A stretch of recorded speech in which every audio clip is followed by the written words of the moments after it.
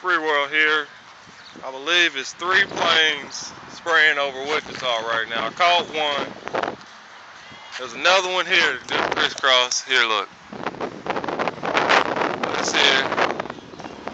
There's the plane there. He's way down there. We got this line here. This line here. And now we got this plane over here. He's going straight up. I don't know how good y'all can see it. Let me zoom in on it. See if I can catch him in my view anywhere. It's so faint. You can barely see him. He's just going up. This guy's going straight up.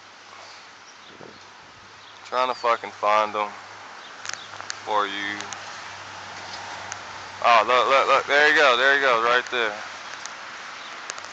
This guy's going straight up.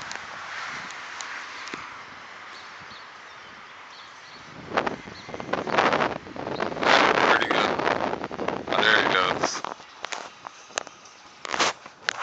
Let me zoom out on him. You can see him spraying right here. Right here. Right there. There he is.